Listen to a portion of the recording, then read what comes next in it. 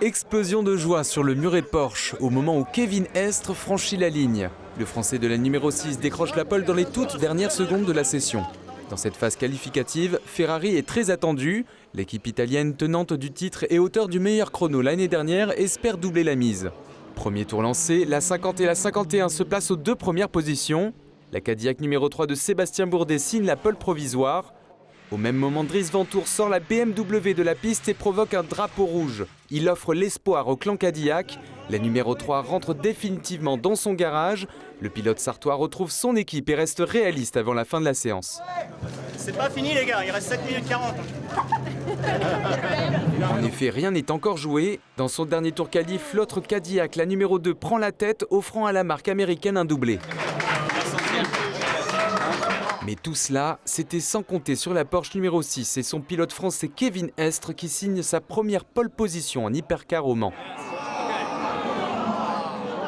Désillusion d'un côté, explosion de joie de l'autre. Une surprise comme le réservent souvent les 24 heures du Mans. Ouais, c'est un vrai spectacle là, c'est émouvant parce que voilà, on ne pensait pas que c'était possible, mais il a vraiment poussé à mort et là on essaie de ramener la voiture sur la dernière goutte. C'était vraiment efficace de faire ce petit tour en plus. Voilà.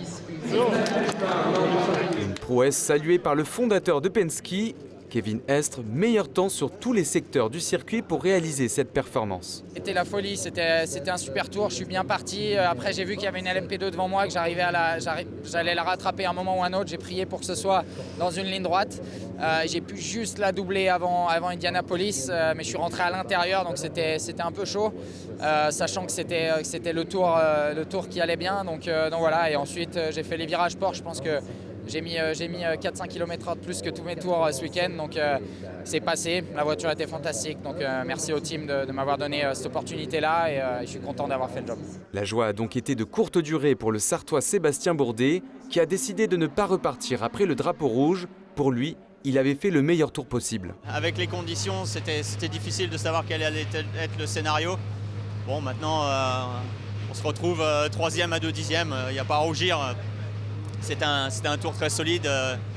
Cadillac se retrouve 2e et 3e. On verra ce que nous réservera la course, mais au moins on est dans le bon wagon pour le départ. Suite à la pénalité infligée à la Cadillac numéro 2, les pilotes de la numéro 3 partiront finalement 2e.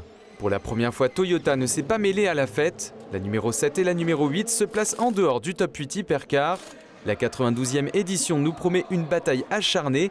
Le départ des 24 heures est lancé samedi 15 juin dès 16 h.